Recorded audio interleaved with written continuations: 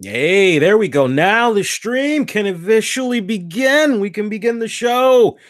Lee Sanders here. You're checking out an all new The RCWR Show for Sunday night of May the 6th, 2018. Just a couple of minutes removed from WWE Backlash. We're going to be talking all about it. Streaming a couple of ways right now. I'm streaming at you on youtube.com, also streaming on Facebook. Shout out to our Facebook audience. Also streaming live via the RCWR Show app, which you can download for free in the Google Play Store. Oh, so good. And did I mention the RCWR Show is now on Spotify? You can't beat that, man. Yes, we are now on Spotify. Just one of the many ways we're going about bringing you more of the RCWR Show to various platforms. Wherever we are most welcome, we're definitely going there. So definitely awesome to now be a part of the Spotify family. So Backlash went off a couple of minutes ago. I got to tell you off the break, man, not really feeling everything that had came about from tonight's pay-per-view event. I must say, I am a little bit, what's the right word I'm looking for? I'm trying to find the right words, but I can't quite figure out the right words right now, the right words I want to use. I would have to say I'm feeling numb. That's probably the best way I can describe it, is that I'm feeling rather numb after what we had watched. I mean, I think we can all be in agreement, and we'll go down each match one by one, but I think we can all be in agreement in retrospect that it started off really good, especially for those of you that were watching the pre-show, and we got that one and only pre-show match. Everything was on point. And then when you go officially to the start of the pay-per-view, I would have to say the first half of the pay-per-view was great, but then it just kind of seems like, just looking at the matches right here on my notepad, it seems like right when we got, I would even dare say right after Carmella taking on Charlotte, some people were a little bit with regards to that matchup, but I would have to say the momentum was good all the way up until AJ Styles taking on Shinsuke Nakamura, and in particular what had went down with the finish. It seems like right after the crappy finish that came about with that matchup, a lot of people were just kind of left going, what the hell? What the hell was that? And that just pretty much began the domino effect of what the hell was this? So I think really when you get down to it, yeah, I'm going to go on record, and I'm pretty sure if we were to come back 72 hours from now, which technically we kind of are, because we're going to be coming, no, actually 48 hours, because we're going to be coming back Tuesday night. But I have a feeling that even when we come back Tuesday night, I'm still going to be feeling the same, quite honestly. But, look, pre-show, Ruby Riott taking on Bailey, great matchup. Great matchup. I would have to say, quite honestly, ever since Ruby Riott had got called up to the main show on Raw, she has been doing exceptionally well. I must say, it really seems like things have kicked into a new higher gear for her. And I would say when I look at her run these past couple of weeks, ever since she came on over to Raw, and I compare it to her run over on SmackDown, it seemed a little bit, I want to say when I look at SmackDown, it came off a little bit lackluster, so to speak. Bear with me one quick second here, guys. Hang on, real quick. Bear with me a second here. Hang on a second here. A little sidetrack here. I promise you guys are going to have my undivided attention as soon as I get done with this.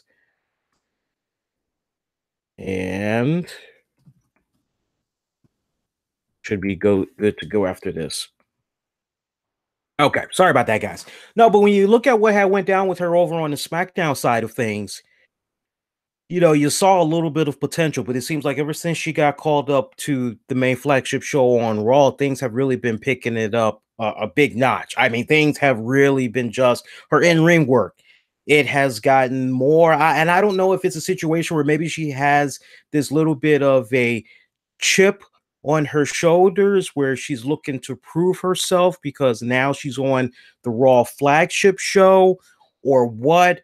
But I just have to say, these past couple of weeks, I've been seeing her on Raw. It just really comes off genuinely that she has been revigorated, if you will. It really comes off as though she's coming out there and she's wrestling with a purpose. That's how it comes off.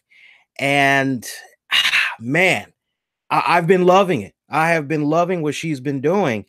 And I tell you what, if she can keep this going, it's kind of what I had said a couple of weeks ago, and I stand by it. What WWE has in a Ruby Riott, what they have in their hands is someone that is like their WWE Universe version of Jessica Jones, quite honestly, if they do it just right. And I know I say that, and some people don't quite get it. You just would have had to been listening to the past couple of weeks worth of episodes, and you'll kind of understand why I'm calling her the Jessica Jones of the WWE universe. But layman's terms, she does kind of remind you a little bit of Jessica Jones, the demeanor, her attitude, everything, just everything about her. It does have kind of like a Jessica Jones vibe. So I've been calling her the Jessica Jones of the WWE for many weeks now. Those are the bullet points. There's a lot more that I could go with regards to why I labeled her that way, but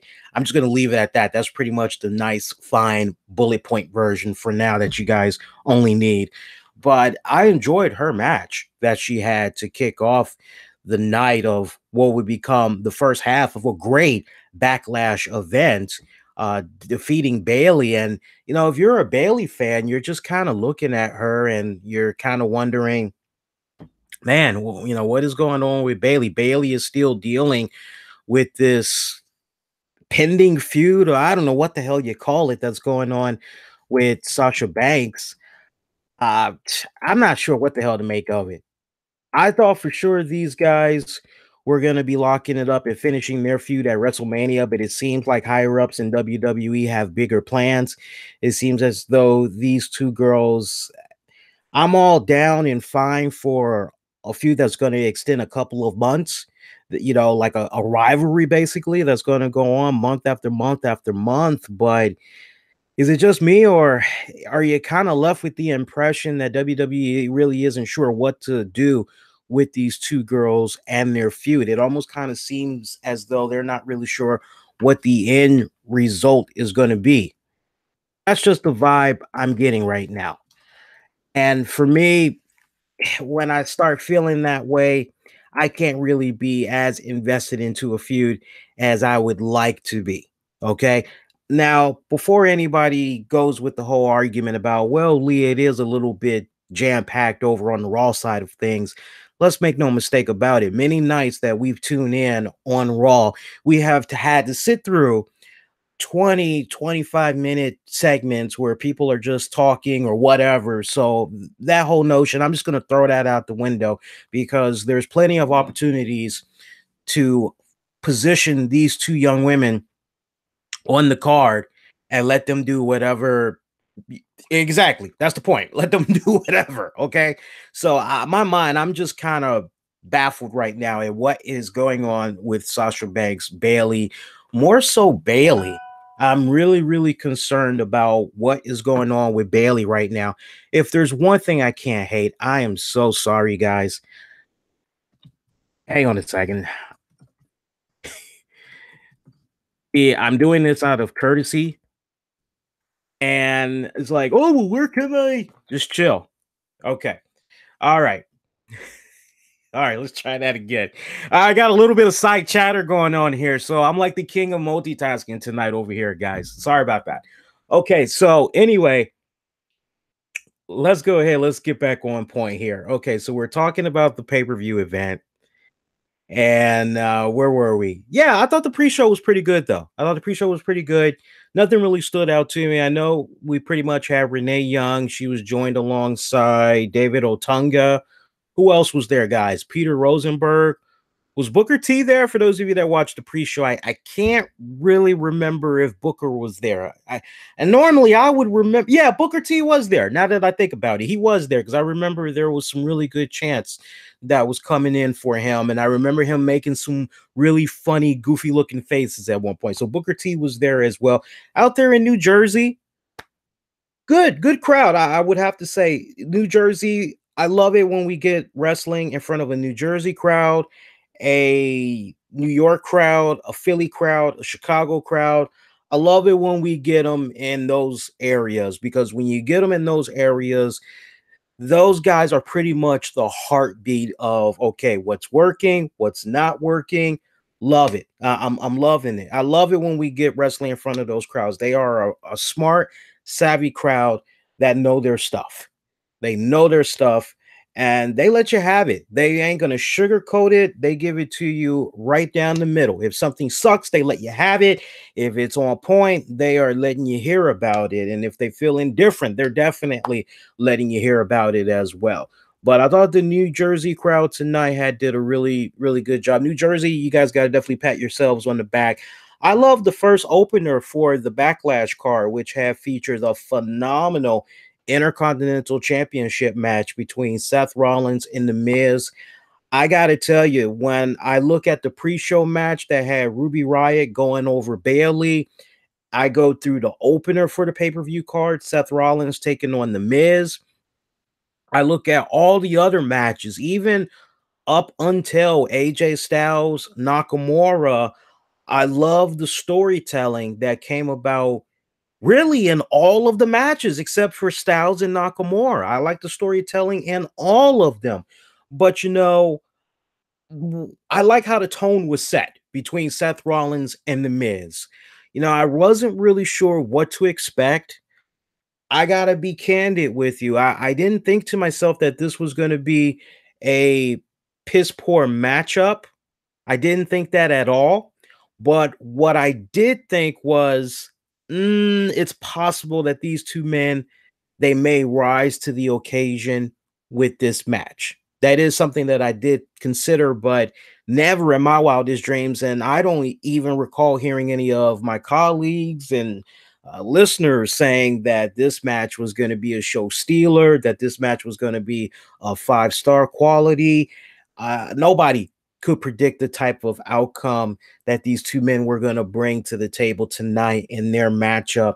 And I got to tell you, I was very, very proud of what these two men did tonight in their matchup. It was a classic encounter.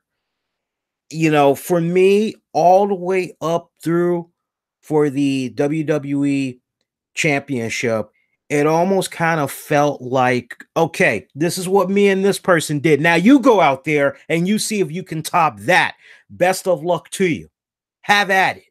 That's how it kind of seemed. Ruby Riott, Bayley setting the tone, Miz, Rollins going out there and setting a home run. And if I dare say, I think as good as the other matches were after this, the closest that might have came up to par with Rollins and Miz, also complimenting what Ruby Riott and Bayley did, I would have to look at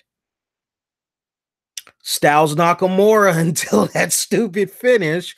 I would also have to look at Daniel Bryan, Big Cass. That could get an honorable mention as well.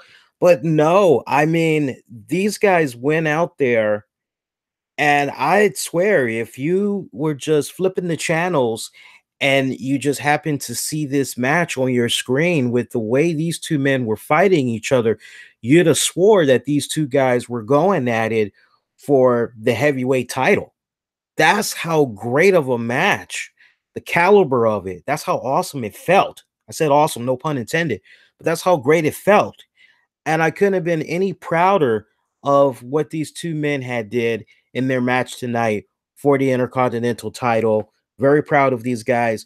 Miz retaining the Intercontinental title. I don't think that should really be a surprise to anybody. I mean, look, when it's all said and done, Miz, he will definitely become an Intercontinental champion for a 9th time. He will tie Chris Jericho's record.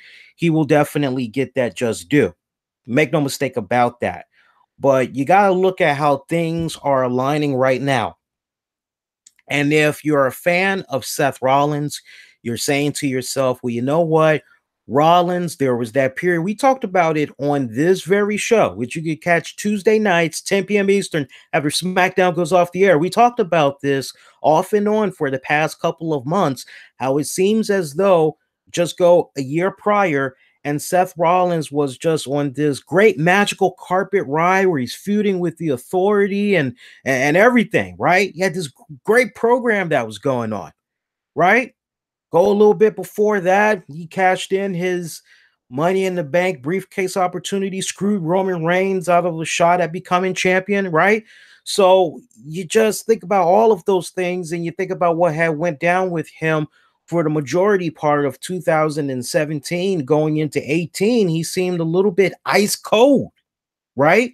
Now, if you're like me and you like your beer ice cold, well, that's great. But to get the type of cold that Seth Rollins was getting, it just left a lot of us kind of flabbergasted, wondering just what exactly was going on with Seth freaking Rollins. You know what? Is did he do something? Is he being punished for something? What exactly is going on? So there was that dark period there for Seth Rollins. It really wasn't looking good. He wasn't even in the main event scene. He was kind of like a low mid card type of guy. And I tell you what, these past, I would say 6 months, it really seems as though he's been finding his groove. And now he's in this position right now where he's the guy with the Intercontinental title right now. And it fits him well, it fits his role well. And I think he's doing a really good job. I mean, look, if you really want to be technical, you could even make the argument that whatever plans were set in stone for him and Dean Ambrose as a team, that pretty much was out of the window when Dean Ambrose got injured. So, you know, injuries, they happen all the time, and you pretty much just have to adjust from there. But you could kind of almost legitimately get the impression that WWE really wasn't sure what to do with Seth Rollins once Dean Ambrose was out of the picture.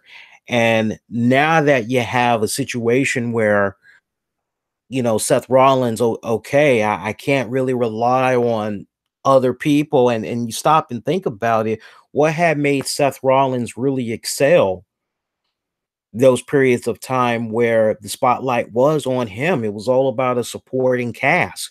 It was all about other people helping him out. From the moment that he came onto the main roster, he pretty much was with Dean Ambrose, Roman Reigns, right? Even shortly after he was single-handedly the one that had broke up the Shield, he still had some type of a supporting cast with him.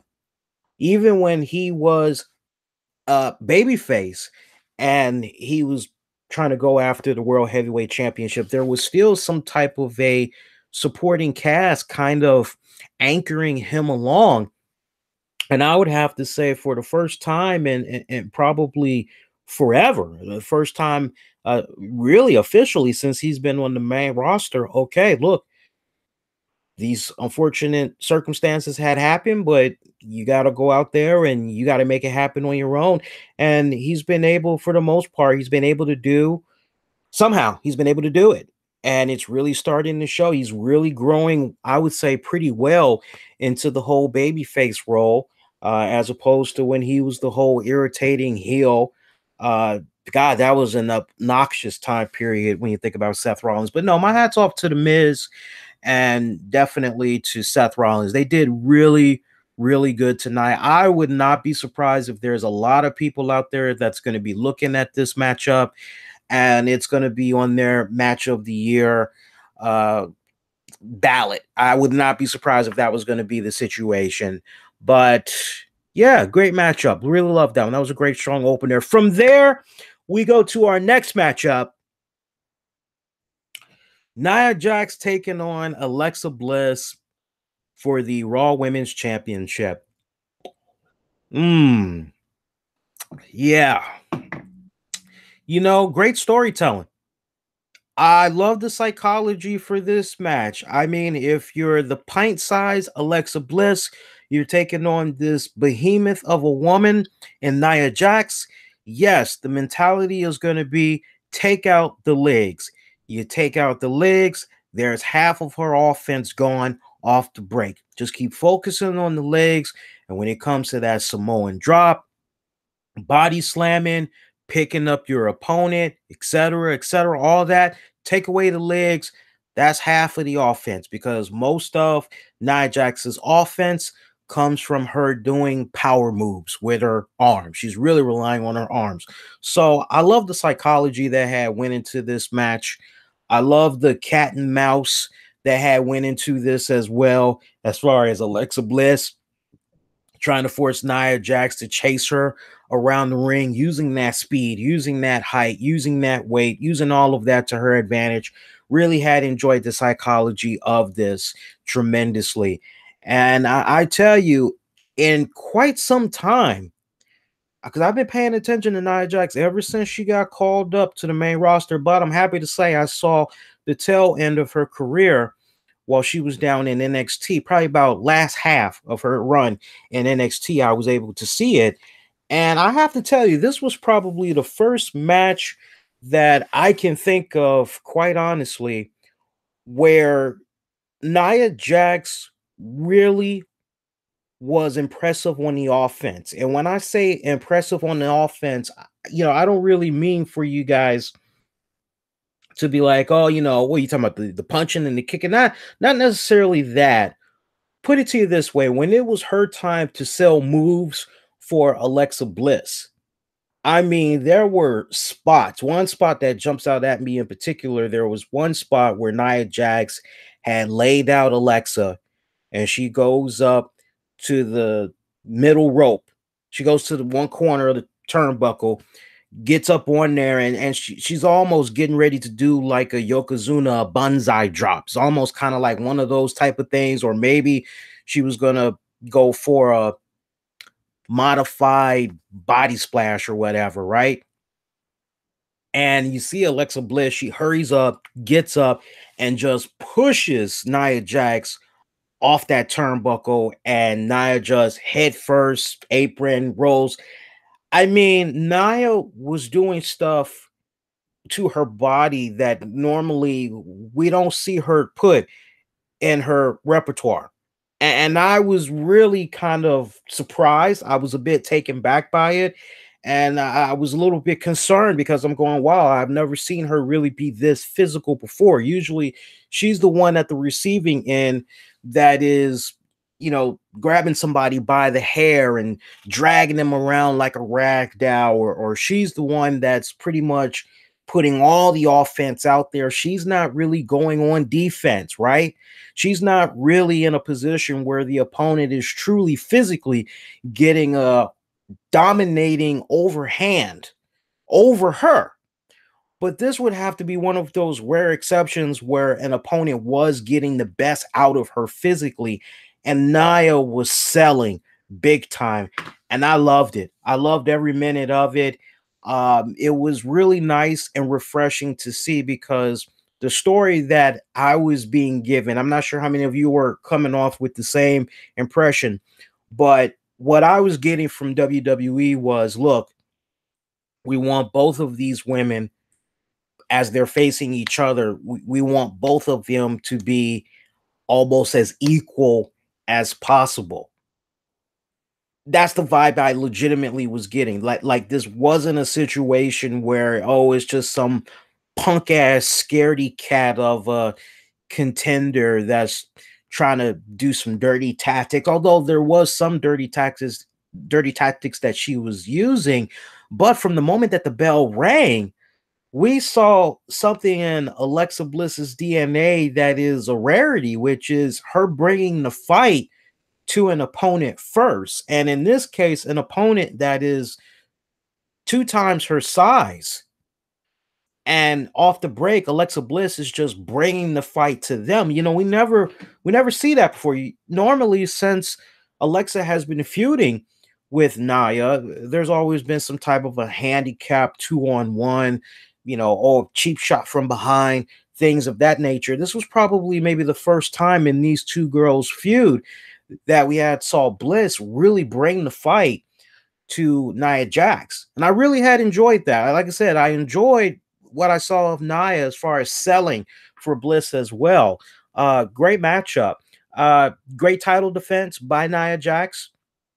Nia Jax still your Raw Women's Champion. I would have to say post match is where it really kind of made me go a little bit sour, honestly, because we see post match, we see Nia Jax.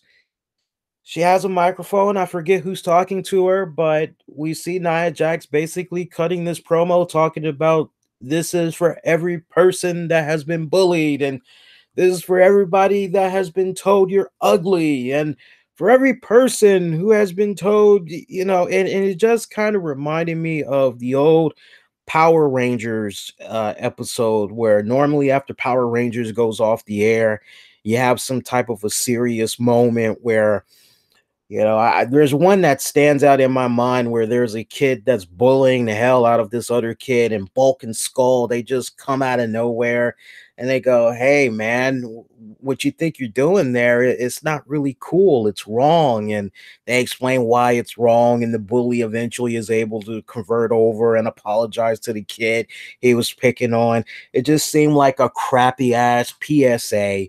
Yeah, especially the dead giveaway was when they went in the whole "don't be a bully, be a star," and you're going, "Oh, really? We're going in this direction." So let me see if I got this straight.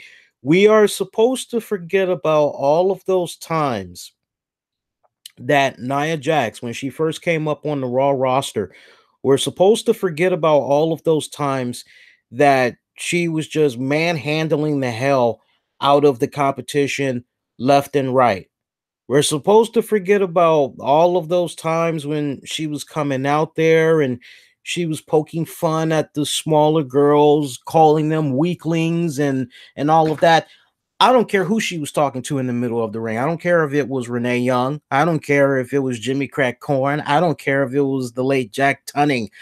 Whoever she was talking to in the ring. That's irrelevant because it's not like she suplexed them.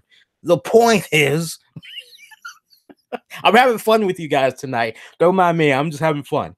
But no, the point is, in all seriousness, seeing her cut that PSA, I just cringed. I balked at it because I'm going, wait a minute. Why the change of heart all of a sudden? Why all of a sudden has Nia Jax gone from this monster heel, this juggernaut, right?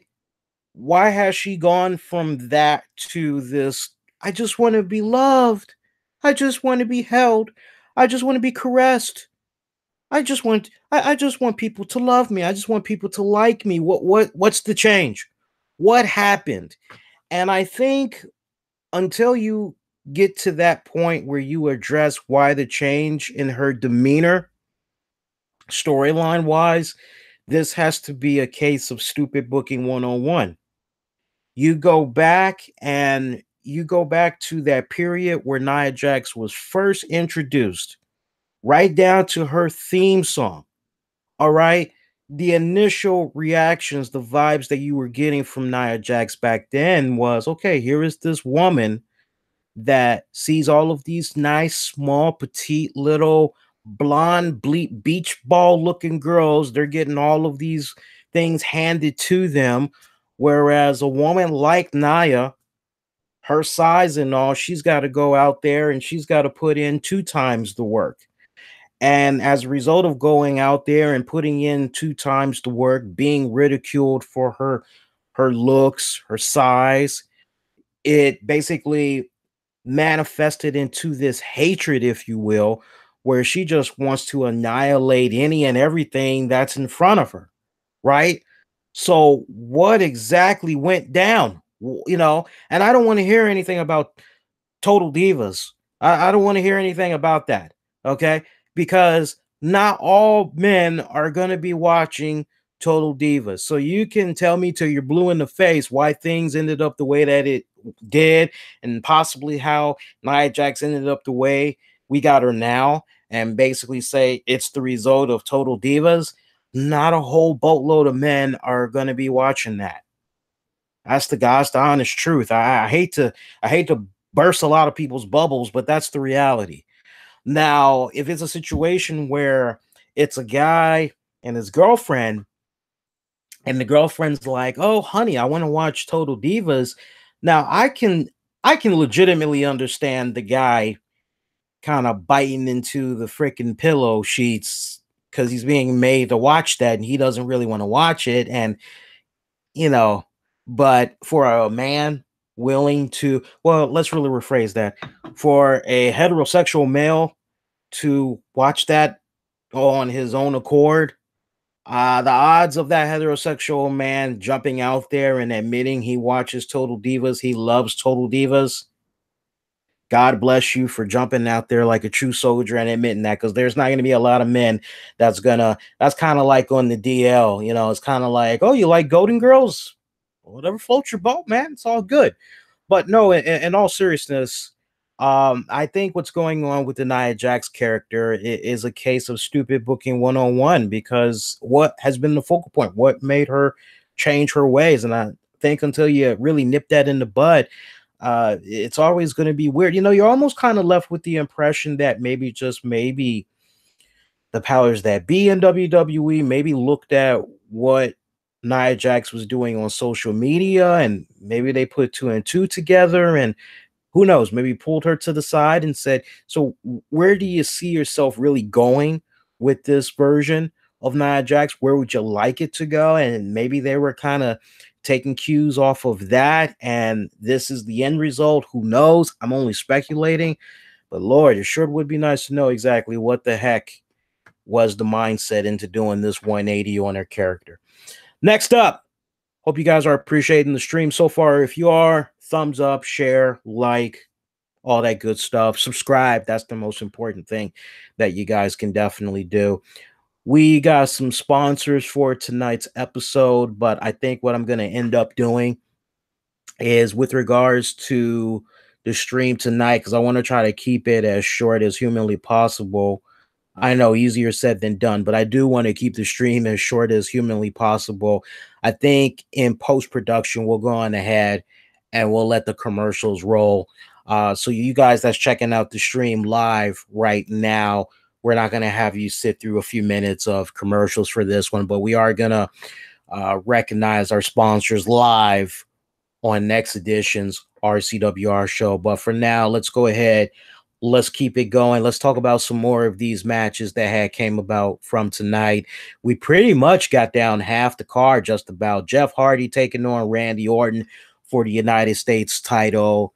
Okay matchup, I would have to say. Just trying to think about this matchup.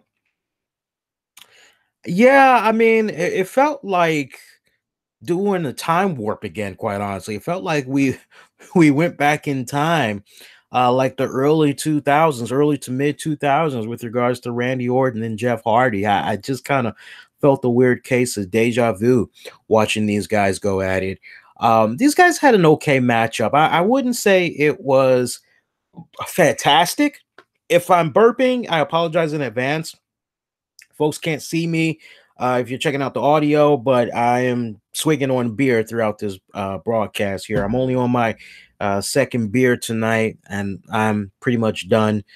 I've already taken some melatonin, so I am going to be sleeping really good after this stream is over. But no, it definitely wasn't a bad match. It wasn't a, put it to you this way, out of 5 stars, I would say Jeff Hardy taking on Randy Orton, I would give it a modest 2.5, maybe almost 3 stars out of 5. It wasn't bad, but at the same time, it just okay. It wasn't an intermission break or anything like that. It just seemed as though it was an okay matchup for the United States title. Jeff Hardy had retained that one. I really didn't hear a lot of people saying that Randy Orton was gonna retain, and to the point, just a majority of these matches, a lot of folks, I think, pretty much looked at this card and felt that it was going to be a predictable card. And as a result of that, I think we all could be in agreement, whether you follow the NBA playoffs or not, just to know that that is the highest buzz. That's the biggest buzz that's going on right now is the NBA playoffs. You would have thought that maybe there would have been a little bit of shock and awe as far as creatively with a lot of these matches that were coming about tonight. Maybe there was going to be some surprises, things of that nature, but we really didn't have any of those things. No major title changes, no shocking, oh my God, it was just pretty much a very predictable card. I think, if anything, what was more intriguing to a lot of us with regards to this card was whether or not any of these matches were going to be, oh my God, that was spectacular good. What a strong match. Holy crap, that was great. But nah, not really. So closing moments of Orton taking on Jeff Hardy. We had saw Randy Orton at one point. He tried to block the twist of fate, but then we saw Orton try to apply the RKO. Hardy was able to block that. Orton then catches Hardy with a power slam. Only got him on a 2 count. Match continued. Hardy had escaped from a move, kicks Orton back to the corner. From there, Orton had avoid another series of offense from Jeff Hardy. Orton ends up hitting the second rope draping DDT. Orton hits the mat, calling for the signature RKO. Hardy blocks the RKO, brings Orton down for a 2 count. Hardy then comes in with a twist of fate, runs right up to the top of the turnbuckle, hits a big swanton bomb for the pin and the retain. Great moment right there. Probably the funniest and hilarious moment of the night. I got to give it up to my man Elias. I love the way that this segment was designed. This segment, in my eyes, it was designed to get Elias over, and it was designed to get him TV time. And I had no problem with it whatsoever. I know there's probably a lot of people that was looking at what had went down with at the end with Bobby Roode, but no, for me, just everything that went down with this Elias segment. Basically, Elias was out there and he's doing the usual spill. He's out there, he's got the guitar, he's getting ready to perform, when all of a sudden he gets interrupted by the New Day. New Day come on out there. They want to do a joint effort. They want to do for one night only a musical collaboration. Elias, no, he's a solo act. And he tells JoJo, come on, turn the lights down. Let's do it again. And then shortly afterwards, if I'm not mistaken, I want to say it was, I'm picturing his name, Aiden English. Aiden English came out, interrupted, brings out Rusev. I got a nice, great pop from the crowd. Actually, that whole segment, great reactions. This whole segment, great reactions. Elias had that New Jersey crowd in the palm of his hand. And they were just, oh my God, it was a beautiful thing to see, especially at one point when the crowd basically were cheering on Elias to leave the ring because Elias had said to them, okay, if you guys aren't going to shut your mouths, then I'm not going to perform. And they actually were cheering that. And he just kept playing with the crowd. He knew exactly where he had them. And to lead them on a boo, yay, boo, yay, boo, yay, just going back and forth like that. He had them right in the palm of his hands. It's like, who's working who? Is it really the fans working or is it Elias? And this was a case of Elias really working them. I loved it. But yeah, fast forward, Aiden English came out, brought out Rusev. And then from there, Elias, tired of the interruptions, imploring JoJo, come on, let's get this show on the road. Every time he tried to do his opening act, somebody kept interrupting him. So we see New Day, we see Aiden English, Rusev, and then shortly after that, we see No Way Jose. No Way Jose just leads this big O, and that kind of made sense when you think about it. I mean, if you really stop and really, really think about it, this segment made so much sense given the fact that Saturday was Cinco de Mayo. So it made a lot of sense for WWE to kind of give a little bit of a nod to that holiday and everything. So I had no problem with it, even though it was a day later. Had no problem with it. But to see No Way Jose come out, he's got Titus Worldwide and a bunch of Fake Me Out Rosebuds, right? Or Jose Buds, No Way Buds coming out, and they're singing and dancing right along with him. Elias can't believe what the hell is going on. He tells everybody to stop. He wants no more interruptions so he can go on ahead and get this show on the road. And right when he's about to perform, you hear the glorious theme intro. And then right from behind, Bobby Roode attacks Elias, hits him with a glorious DDT, leaves him laying there in the middle of the ring. Comes on out and he's just dancing with No Way Jose and everybody else as they make their way up the ramp. Nice little cameo there by Fandango and Tyler Breeze as well. It was a great segment. It was a really, really great segment. I thought it was more of a segment, like I said at the top, to get Elias over more, give him the TV time, but definitely put the spotlight on him, getting him over more. And I definitely felt that was accomplished tonight. I can't wait to see this feud against Bobby Roode. Look, Bobby Roode, great hand, great talent. I'm just not expecting a lot for this man in the WWE. I just am not.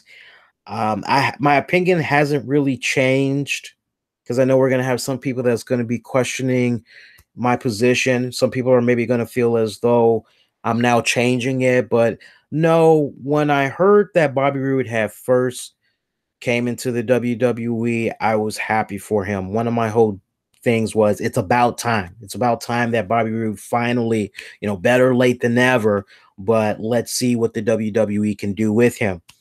And I tell you, the great run that he had in NXT, phenomenal, definitely phenomenal. But what he's been doing so far, I mean, look, you strip away the entrance, there's really nothing there.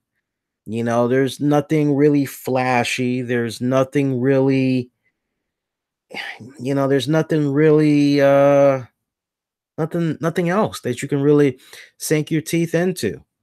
That's the sad part with regards to Bobby Roode. I'm still a fan of his work, but I hate to break the hearts of a lot of TNA Impact Wrestling diehards that are looking at Roode, are following him, have followed him into the WWE, and are expecting big things for him to happen, maybe to the point of him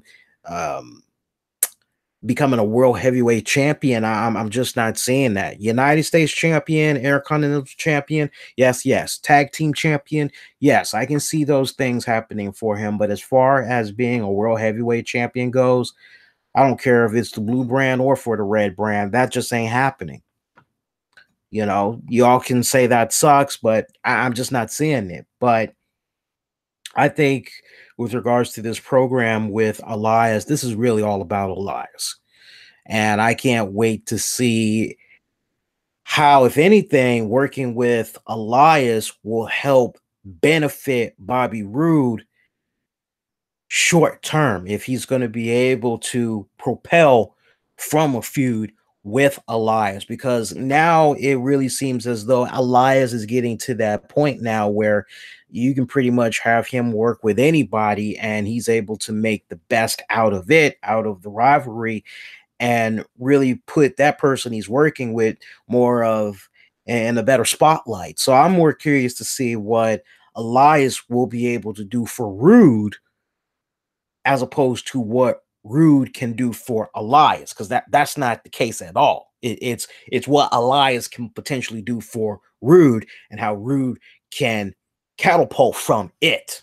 That's what we need to be keeping our eyes peeled out for. But great little segment right there. Next up, we had Daniel Bryan taking on Big Cass. Pretty short matchup. I mean, this match wasn't even 8 minutes. Pretty short matchup. We saw Daniel Bryan just out of nowhere, if I'm not mistaken. He applied the yes lock, and that was it. I mean, that's pretty much your match in a nutshell. And Big Cass just tapped out like now remember what I said when I was offering picks. I said I could see Daniel Bryan winning this, but the way I had it going down, I was picturing Daniel Bryan winning this via a roll up. I was picturing some type of scenario going on where maybe Big Cass was going to have a big old handful of tights. Daniel Bryan's rear cheek is out there blowing in the wind, and somehow Daniel Bryan was able to reverse the hold, and basically he would be the one with the roll up, maybe grabbing onto some tights, get the 1, 2, 3 that way. That's pretty much it. And then afterwards, Big Cass attacking Daniel Bryan. I was seeing something of that nature coming about, but to see Daniel Bryan make Big Cass tap out, I had no problem with that. I know some people maybe had looked at that spot and they probably had said, "Oh man, that's stupid. You just had Big Cass tap out in the middle of the ring. What the hell, man? Like, oh, where's his rub? Or oh man, he just got buried." No, no. The way everything had went down, on the contrary, I think if anybody else was writing this and they were trying to figure out how they can get Big Cass even more heat by taking on the beloved Daniel Bryan, the way that it was laid out tonight, that was great. You couldn't have done it any better. You couldn't have done it any better. And obviously, this continues their feud with each other. And the other thing that I really like about this, since WWE is now trying to be very cautious with Daniel Bryan, this is like the greatest thing. If you're a Daniel Bryan fan, this is like the most coolest thing that can happen, because now practically every single time Daniel Bryan locks it up with somebody and somebody gets the best of him storyline wise, you can just have Daniel Bryan out for a couple of weeks selling that injury. Almost kind of goes back to the old territory days where supposedly somebody's arm was broken and they were out for a couple of months while really they were just at home collecting the paychecks, not being seen, not being heard, right? So I love the fact that you had what went down with Daniel Bryan. Now the $1 million question is, Daniel Bryan going to show up at SmackDown this week or what? He was supposed to show up on Talking Smack, but he got pulled from that as Elias took his spot. I'm curious how that had came about tonight. But no, I mean, to see Daniel Bryan pick up the win, Big Cass tapping out instantly. I mean, Daniel Bryan barely applied the hold, so it wasn't like the submission hold was applied for a significant period of time. And for Big Cass to just immediately come back a few seconds after Daniel Bryan is celebrating, literally after Daniel Bryan gets up, releases the hold, gets up, celebrating, wham, gets attacked. You couldn't have written that any better. That was well played. It was done just right. Continues on their feud. Got no problem with that. Got no problem with that. Carmella defeating Charlotte for the SmackDown Women's title. Look, man, I got to keep it real with regards to Carmella. Two things. One, let me have some fun. Let me make a joke and then we'll get serious. The joke, I'm looking at Carmella's attire tonight, which was like this freaking, I don't know what the hell you want to call it, but it just, I was thinking Dale Earnhardt Jr., I was thinking NASCAR when I was looking at her attire. And for some reason, I was thinking about Checkers and Raleigh's. I mean, I'm just looking at her attire and she just made me want to go to Checkers so bad. And if anybody knows about the Checkers logo and all that, they got that same little black, white squares for their logo. So I'm looking at Carmella and I'm just going, man, I could go for a little small box of chicken bites, fries, and man, a smoothie right now from Checkers. And I damn sure was about to go, but I said, no, let me not do that. These two girls, they might actually put on a decent matchup. The attire selection, that bad scheme, bad color scheme when it's all said and done. In all seriousness, I don't know what the hell was up with that attire. Poor choice selection, as far as I'm concerned. But, the match itself, I'm trying to find the right words. I'm just going to throw it out there, and how it lands is how it lands. There really wasn't anything spectacular about Carmella in the ring, was there, guys? I mean, I'm not being a dick. I'm not being critical, but just really go back and look at that match. Now go back and look at all the other matches that she's had on SmackDown. Look at all the other matches that she's had on pay per view. And I agree with what a lot of you guys were saying online tonight, because there was definitely a lot of you guys that were very critical. And, at first I kind of felt as though maybe you guys were just being a little bit too overcritical. But, the more and more I kind of stopped and thought about it, we're getting the same type of Carmella in the ring every single time. Every single time, and that is a problem. That is a significant problem. What I saw of Carmella tonight was a little bit bipolar, because I'm saying to myself, well, wait a minute now. You beat Charlotte in storyline for the title. You're boosting, you're excited, all of this, right? And now the match played out exactly the way it was supposed to play out tonight, which was Carmella running away from Charlotte. Carmella realizing that when it comes to the ring, genetically, as far as technical wrestling goes, Charlotte has her beat. So this was going to be about running around the ring, using speed somewhat to her advantage, looking for some type of an opening where she could take advantage of Charlotte and pretty much go from there. And I was expecting a case of trash talking without a shadow of doubt, but what I saw of Carmella tonight, it just kind of felt very bipolar. You're not the champion, I am. I'm the queen now, and it just seemed very. Why are you talking this way? It's like, seriously, why are you talking this way? Because you beat her. You know the old saying, in order to beat a man, you got to beat the man. Well, Carmella beat the woman. In order to become the queen, she had to beat the queen, and that's what she did. So why is she self-hyping herself? I guess that's what you could have called it, is what she was doing in the ring tonight. But it just left me a little bit baffled, going, no, that's if anything, I was expecting a Carmella to come out in a fashion where once she had the upper hand on Charlotte, I'm expecting Carmella to then say, "Oh, you're not so queen now, are you, huh?" Smack her around a little bit, mess with her hair, mess with her face, mess with her makeup and all that. "Oh, you're not so pretty now, are you? Look at you now." I was expecting that type of ragging on, but what I saw tonight just kind of left me scratching my head a little bit.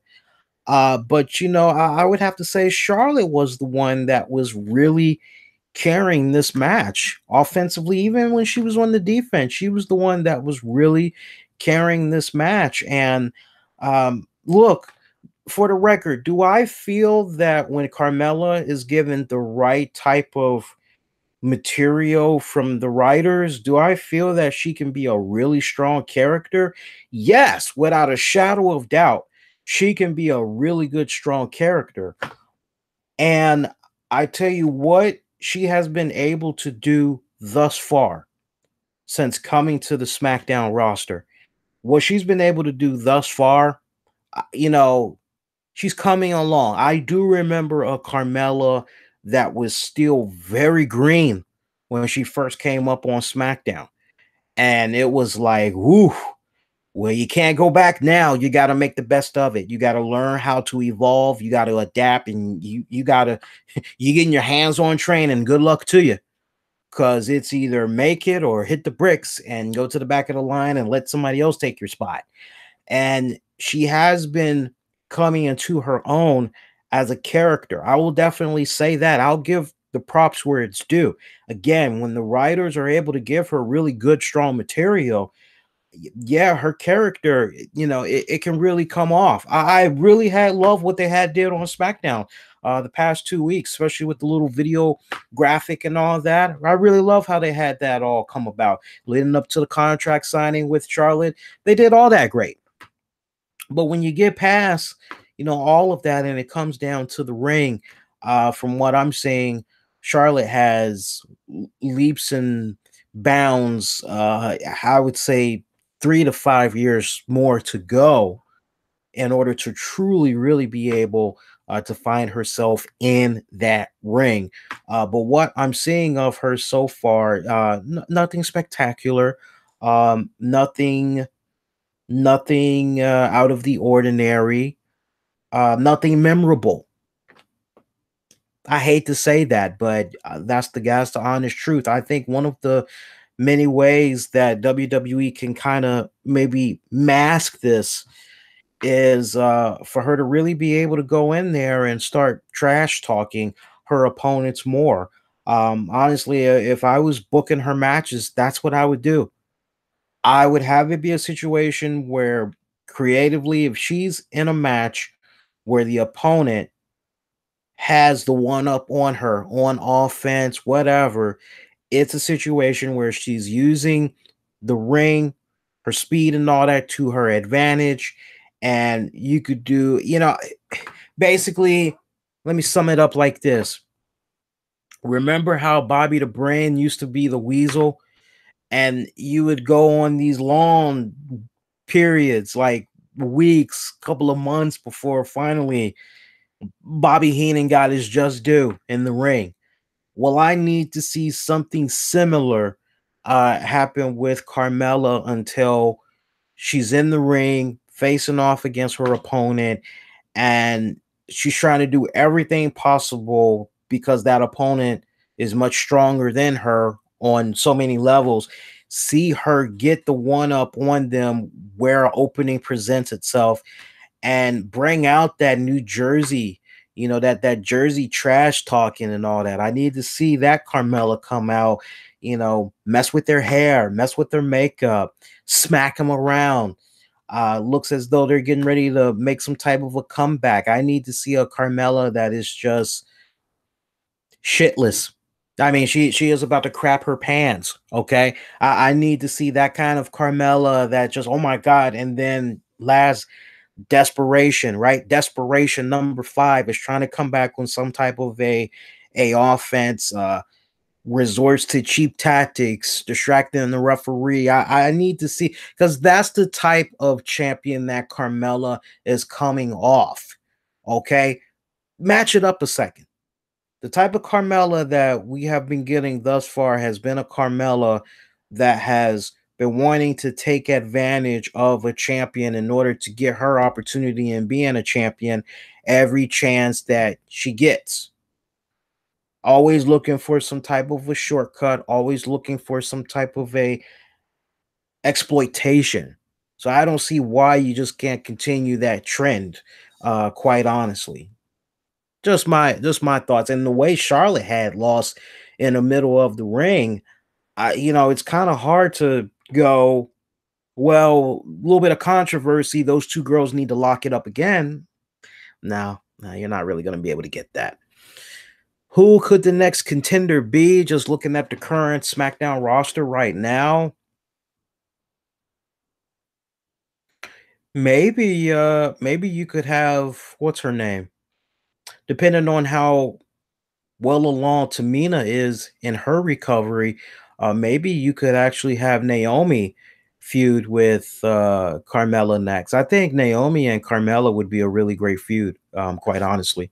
All right, let's get to some more matches here. We only got a couple more to talk about here. How we doing on Showtime though? Oh, we're doing pretty good. So we're almost done. All right, let's go ahead. We only got 3 more matches to talk about. AJ Styles, Nakamura, no contest. Yeah, I just gave you the results. That ended in a no contest. That was a no disqualification match for the WWE Championship. Great matchup. Really great. Love these two guys going at it. I mean, they're really, really starting to find their groove. I told you guys this. I said, with regards to WrestleMania, I said, a little bit disappointed with what they had did. But I said, but you know what? Give it time. Let them lock it up a couple of more times. They're going to be able to tell the type of story that they want to tell for the WWE universe. And then when you think about what had went down with these two men at the greatest Royal Rumble event, great match, felt a lot better than what they did at WrestleMania, but still you were kind of going, man, what a lame ass finish. What the hell? And then to hear that, oh, well, this go around at Backlash is going to be a no disqualification match. So, they can hit each other in the balls all they want. And we all still win, right? Well, wrong, because even though this was a classic matchup, just picture this. Just picture the way this match ends. It's pretty much like low blow, low blow. Both guys are down. Referee's very reluctant to count, but he has no choice but to count. Referee is able to count to 10, and that pretty much is the end of that. That's how the match pretty much ends. I really wish I was ribbing you guys right now. I really, really do. Let's really rewind this back. Closing moments of the matchup. AJ Styles is looking for the springboard forearm, right? He's looking for that. He's looking for that phenomenal forearm. Nakamura rushes right into him, though. AJ ends up nailing a big running forearm to the back of Nakamura's head. AJ goes on, tries to go for the cover. He only gets a 2 count. AJ then connects with a nice, pretty Pele kick. Should point out with regards to that Pele kick, there was one point in this matchup where Nakamura was charging at AJ, and there was a chair in the ring. AJ threw that chair at Nakamura at his knee, and it basically ricocheted off of Nakamura's knee.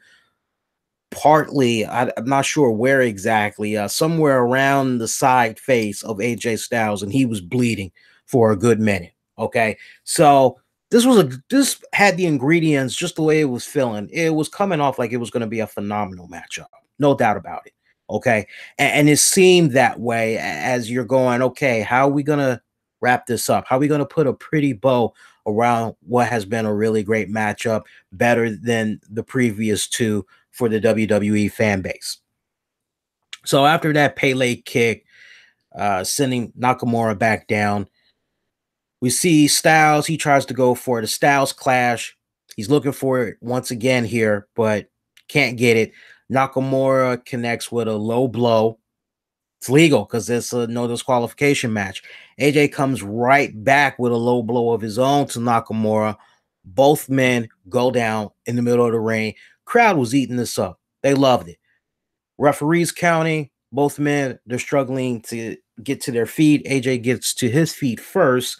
Nakamura gets up. They're trading shots back and forth, middle of the ring. AJ connects with a headbutt. They both go to kick each other with low blows, and they both connected on those low blows at the same time. Both guys are down once again. Referee, he's counting. He has no choice. It is a double count out, and the fans in New Jersey went shitless. They booed the hell out of this. If there was any potential of this match, let me tell you something. If there was any potential that people would go home and people that were watching this match would say, well, you know what? We had the NBA playoffs. We had this going on. We had Fear the Walking Dead. We had all this. But you know what? This was actually a pretty decent pay-per-view. I loved it. It was actually pretty good. With how this match ended, that argument went out the window, sadly. Because a lot of people, they looked at this moment.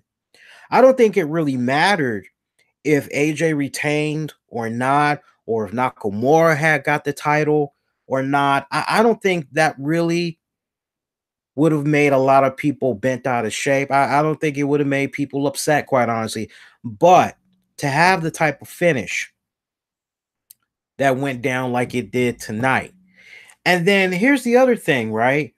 Where was Shane McMahon? I mean, this is a case of stupid booking 101 here. Where is Shane McMahon? Where is Kurt Angle? Where is Paige, the newly appointed, SmackDown GM. I mean, the girl is there every other time, right? She was there every other time, even though she wasn't wrestling. She was there every other time. If there was ever a time for somebody to come out and be like, hey, this is a co-branded effort here. And I know, hey, these guys, they're not here tonight, but, I'm quite sure they wouldn't mind me saying that with regards to this matchup, we're going to restart this or something of that nature, or there must be a winner. To not have anybody come out and be like, no, no, no, no, no, no. This is a pay-per-view. People are, these people here in attendance, they've paid their hard-earned money. They don't want to go home and see this lame-ass finish. Are you serious? No, we need to see a definitive finish or something of that nature. Hell, I could have settled for something along the nature of Kurt Angle, Shane McMahon, Paige. They're not here, and there's no one acting on behalf of the Raw or SmackDown GM or commissioners tonight because, everybody is away on some type of a meeting. You could have at least cleaned it up.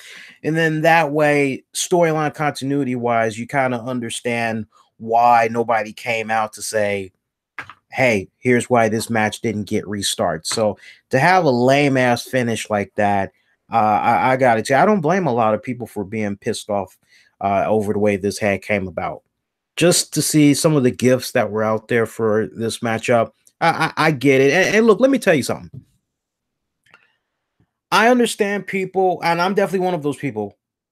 When we get this matchup, it's really dawning on you that Roman Reigns and Samoa Joe are going to close out the pay-per-view. Now, this is my only gripe.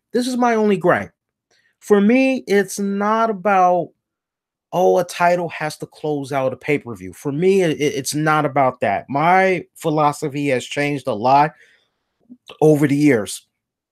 My whole deal is, okay, if you have the honors of closing out a pay-per-view and it's a non-title matchup, hit a home freaking run. Go out there and freaking hit it. That's all I care about. I could care less. Okay? Just send the folks home happy. That's what I care about the most, is that the folks are sent home happy, right? We got something to talk about. So for me, it dawns on me that, wow, so Samoa Joe, Roman Reigns, they're going to close out the pay-per-view. Also in the back of my mind, I'm going, wow, yeah, so this will get Roman Reigns over, right? Jersey, really? You want to do this with Roman Reigns in Jersey? All right. It's going to be a good match, but the reactions that Roman could get, and this is the risk that you want to take. Well, you know what? After seeing the way this had played out with Nutcracker, Nakamura Styles Nutcracker match, honestly, I'm glad that the Nutcracker match did not end tonight's pay-per-view, because I think that would have made a lot of people prematurely give this pay-per-view an F grade. And that's the God's honest truth. I feel that they would have given it an F grade. Now, some people may still feel, no. Just regardless, it still gets an F. Shout out to you if you're still in that category. All right. If you're going to stay in that realm. But I would strongly believe, I'd like to believe that for a lot of people that would have seen the pay-per-view in that way with Nutcracker. Yeah, no, not good at all. Let's see what else we got. Braun Strowman, Bobby Lashley, they defeated Kevin Owens, Sami Zayn. Tag match. Good tag match.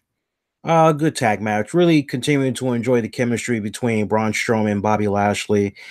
I like, there was actually a little part during this match where Kevin Owens was making fun of Bobby Lashley's headband. I think at one point, if I caught it right, if I caught the audio right, Kevin Owens had said to Lashley as he was trying to drag him back in the middle of the ring, "Come on, headband." That's what he was calling him, headband. So I kind of got a little bit of a chuckle out of that. Very short matchup. I mean, nothing you could really sink your teeth into. That was about barely 9 minutes if you were lucky once you got past the entrances and all that. Roman Reigns, Samoa Joe closing out the pay-per-view event. I think this was a no-brainer as far as Roman Reigns getting this win. He lost at WrestleMania. He lost at Greatest Royal Rumble. It made a lot of sense. I mean, come on. Did anybody actually think Samoa Joe was going to win this? This match tonight made a lot of sense for Roman Reigns to come back out on top, because over on the Raw side of things, Roman still has to be looking for Brock Lesnar, still has that unfinished business. I've said it off and on the past couple of weeks. The end game, you can write it in stone. It's coming. It's going to be a situation where Roman Reigns will get another shot against Brock Lesnar, but that'll be it. If Roman Reigns does not get the job done against Brock Lesnar, then so as long as Lesnar remains the Universal Champion, Roman cannot get another shot at the title. That's just how it's going to be. And I think on that note, that is how and when Roman Reigns will become champion. He's going to become champion with that type of a stipulation on the line, I personally feel. But you know, me personally, uh Roman Reigns, I had no problem with this. Roman needed to win. Joe is gonna be okay. Joe's gonna be tearing it up over on SmackDown. He is gonna be tearing it up big time. And this was honestly, it was a great match. It was a good way to close out the pay-per-view card. I would have to say, considering the alternative, it could have been Nutcracker. Nobody wanted Nutcracker. And those two guys, Roman Reigns and Samoa Joe, it was a great back and forth. I mean, you had Samoa Joe pretty much getting the best out of Roman Reigns. I mean, Samoa Joe was throwing everything at this damn dude. I mean, from the bit that I saw about half of the match because I was getting ready for the stream here. From what I saw, phenomenal. I mean, it was just woo. And the way that this match was booked, it was almost kind of like Roman Reigns was fighting Brock Lesnar once again, so to speak, to a certain degree, because Roman Reigns barely got out of this one. I mean, and I love what WWE has been trying to do with Roman Reigns as of late. It's like, okay, we're not going to make it easy for him. We're not going to have him come out here. We're not going to have him in these squash matches. We're going to have him come out. He's going to sweat. He's going to give you every drop of that sweat. He's going to earn these wins. And, I've been liking it. I really have been liking how they've been having him go out there and really grind. But, as consistent as I've been with Roman Reigns, the cold reality is you got a lot of fans that are just more than eager. They are just so done with WWE and the infatuation that Vince McMahon has with Roman Reigns and shoving Roman down the fans' throats. At least that is the perception that is being given. You have so many fans that are, and it's so interesting too, because there were a lot of fans that had fell sucker for a Epic Sports clickbait. And I have no issue with people that want to title their videos a certain way, because when it's all said and done, that's how newspapers are doing it. That's how websites do it. It's all about getting you to check out the content. And I kind of benefit from it because it gets you guys to legitimately check out what I'm saying and then give your thoughts, give your feedback. But we had so many people this past week that fell sucker for the title of one of the videos that Epic Sports had put up, section of my show, and I was talking about Roman Reigns and basically how, man, it's really coming off like the experiment is just, and that had so many dislikes, and nobody was really going in and listening to the clip and going, like, a perfect example. There was one guy, and he admitted this. There was one guy that legitimately saw the title of the video, didn't listen to the audio. He just basically clicked it, left his comment saying he's getting sick and tired of people that are bashing Roman Reigns, blah this, blah this. And I'm like, okay, but you just said you didn't even listen to the clip, right? And for the record, nowhere in the clip did I bash the hell out of Roman Reigns. I said, if anything, my criticism is with the way Vince McMahon and crew continues to write stuff for Roman Reigns and how it seems like he's being force-fed down the throats of fans, which is not cool. All the other cats, all the other directions that you can go in for superstars, and it's obvious that at this point the only way fans would really like them some Roman Reigns is if they were given a heel version of Roman. And he really didn't have any comeback whatsoever. He just tried to justify what he had said. But I could legitimately tell it was a situation where once I basically made an ass out of him for just jumping in there and just, okay, this is what you get for not, make no mistake about it. I'm a fan of Roman. I, and I'm looking at him the same way like I looked at a Dave Batista. But I'm telling you, what is being done to this young man right now is just leaving me scratching my head, just kind of going, what the hell? And then what I'm most concerned with is, okay, once you put the title on Roman Reigns, then what? Once you get past Brock Lesnar, then what? What's the plan for 3 months? What's the plan for 6 months? What's the plan going into WrestleMania? What exactly is the plan? How many more times are you going to put the company belt around this man's shoulder, waist, or whatever? How many more times are you going to do this before you just finally say, okay, you know what? It just really hasn't been working. We got to go in a different direction. Seriously, we just do. But I would say overall, oh man, I'm it barely gets a pass because of that Nakamura finish. I mean, that really was just, and also because Samoa Joe throwing everything but the goddamn military at Roman Reigns, and Roman Reigns just barely getting out of there. I mean, Joe was coming in with the onslaught to Roman Reigns from the bit that I saw, and I guess you could say luck be a lady tonight because it worked in favor of Roman storyline wise. But I would have to say when you really home in on that Nakamura, AJ Styles, Nutcracker, and let me tell you something, we're gonna have these two guys lock it up again. WWE, here's an idea for you. If there was ever a time to do it, bring back the Great Balls of Fire event, and you can have AJ Styles and Nakamura in the main event, no holds balls match or something like that. No hold balls or something like that. I mean, because Nutcracker, that's all I'm getting, man. Just Nutcracker, Nutcracker, Nutcracker. It's just got a problem with somebody, hit him in the balls. To the point, you see the new Nakamura theme song that's running around. There's actually a funny version with English subtext, and the guy's talking about how he's gonna hit you in the balls. Hit you in the ball so hard you spit up your guts. You gotta look that up. It's hilarious as I don't know what, man. But no, rating this pay-per-view tonight, I gotta go with a number scale. Ruby Wyatt, Bailey, they were good. Rollins, Miz, they were good. Nia, Bliss, they were good. Hardy, Orton, they were okay.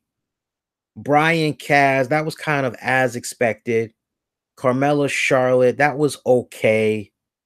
Styles and Nakamura was on its way to be a classic until the way it ended. So I'm a little bit 50-50 on that one.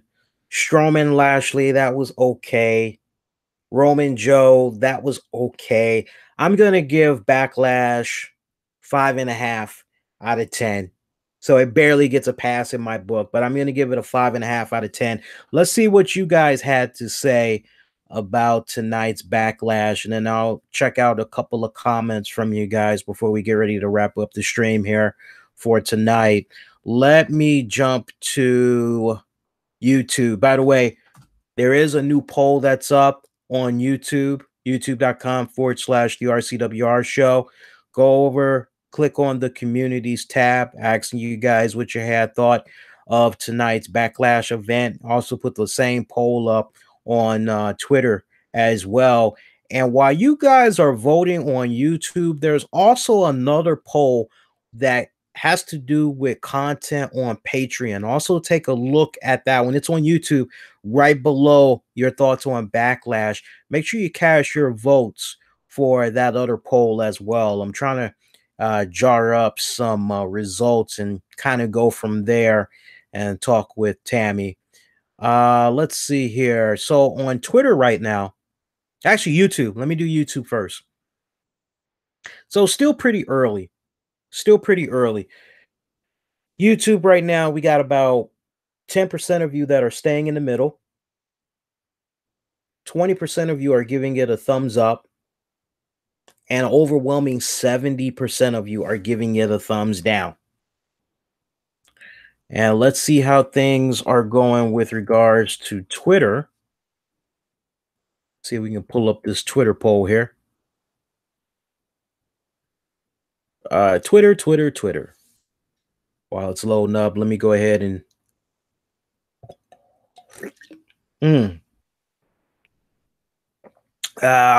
Twitter. Where are we at, Twitter? There we go, Twitter. Twitter. Here we go, Twitter. All right, so Twitter right now, we got over 113 votes in right now. Got about 4 days left to cast a vote if you haven't done so already. We got 11% at a tie.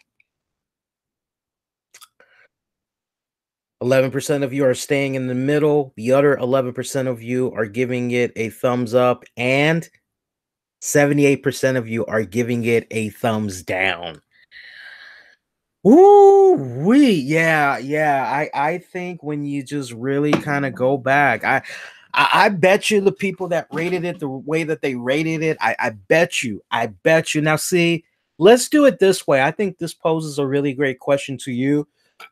Excuse me, that's the beer. If you hear me burping, just it's the beer. I'm still working on my second beer here. I'm curious. Let's put this out there. And Epic Sports, if you're listening, let's make this be a clip. We'll get the RCWR Nation involved, and we'll get Epic Sports involved. Now then, minus, let's just say it did not happen. Let's say for whatever respected reasons, AJ Styles and Nakamura, they were on a plane together and there was some bad inclement weather. They were not able to perform at tonight's Backlash event. So that, let's just say hypothetically speaking, AJ Styles, Nakamura, that match did not happen on tonight's Backlash card. Be realistic with yourselves, guys and gals. Would you still feel the way that you felt about Backlash overall? Would you still feel that it was a bad pay-per-view, that it would not pass in your book? Or would it be a case where you go, okay, you know what? Only gripe I have, biggest complaint that I have, the heavyweight title, the universal title, it was not defended. So, it kind of felt like maybe we were just watching a regular edition of SmackDown or Raw. And it kind of felt like maybe it was just a WWE random live event. Felt like a house show we basically were watching. Would you guys kind of feel that way? So I want you guys to sound off and let me know what you think. If it was a case where, again, Nakamura, Styles, take that match out, pretend it didn't happen tonight, would you guys still feel the way that you have felt? Because I got to be real with you guys. A lot of the interactions that I saw from a lot of you guys, feedback that I was putting out there, Ruby Riott, Bailey, a lot of you, I was like, oh, fucking A, hell yeah. Seth Rollins, Miz, you guys were like, hell yeah.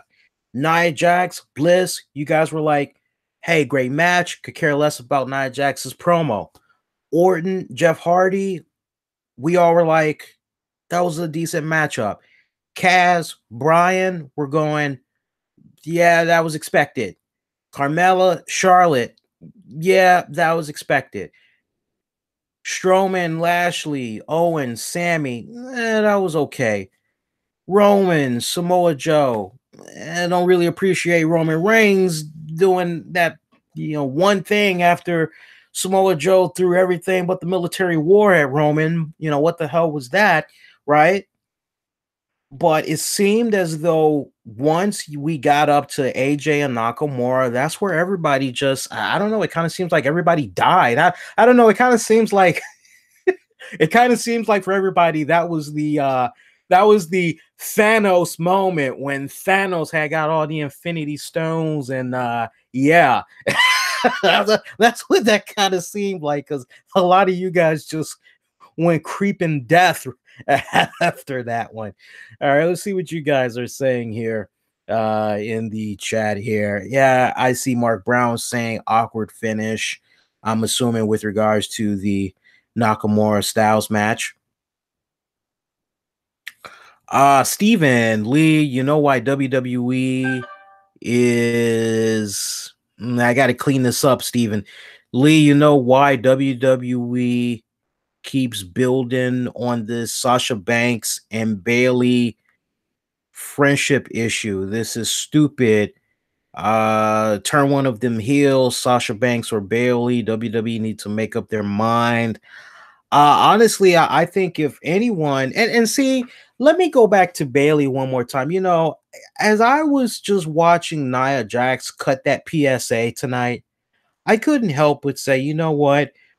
If anybody deserved to be cutting that promo, it should have been Bailey, because there was a period where Bailey, when she was first on the roster, there was that period there where she was being picked on. I remember a heel Sasha Banks just rubbing it all in Bailey's face, ridiculing her and all that.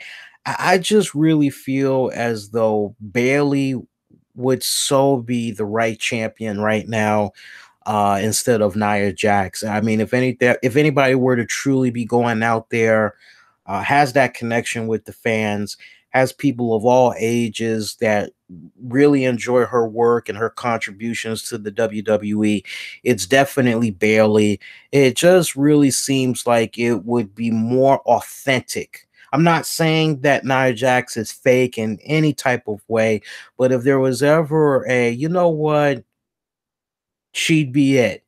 For me personally, Bailey. They just really felt like Bailey should have been the one in the ring tonight with the women's title and saying what she was saying instead of it being Nia Jax, because I just continue to look at Nia Jax and I just continue to see this this freakish juggernaut of a woman. Think Mark Henry meets Jessica Havoc, meets Ninth Wonder of the World China, meets Bull Nakano. She's got all of these things just, mixed into one. So, see, DJ.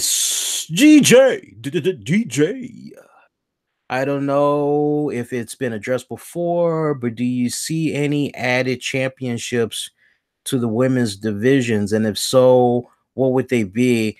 That's kind of a sidebar for Tuesday, DJ. So I'll actually forward that to Tuesday's show. I actually did a pretty good job in remembering questions, because I remember there was a question from last week that we addressed on the show this week, and it had to do with if I thought Big Cass reminded me a lot of the late Andrew Tess Martin. So I'll actually forward that to this Tuesday show. I see one comment. I stopped watching Backlash after Daniel Bryan versus Big Cass. Manual, it was an okay pay-per-view. Let's see what we got here. I'm sorry, Darth, that I kept turning on your Alexa there, man. My bad. Lord. Roman Reigns is still getting deep throat to the WWE Universe. Samoa Joe is not getting any love from the officials. Did he win any pay-per-view match? Roman Reigns is going to have his time in the sun, and I think it's actually a blessing in disguise that now he's on SmackDown. So, as far as I'm concerned, hang in there, Samoa Joe fans. Samoa Joe, I have a feeling that just the way things are looking right now, I'm going to say late 2018, Yeah, I'm kind of looking at November, December. Trust me, Samoa Joe, he's gonna get a run as champion. He's gonna get a run. See what else we got here. We're looking at some more comments here. You know, you would think that the writers and Vince McMahon, they would have stepped it up a little better because they did have serious competition tonight with the NBA playoffs. So, you know, as far as you guys saying that the writing, the quality, it just really wasn't there. I can see that argument to a certain degree for sure. I could definitely see that argument to a certain degree.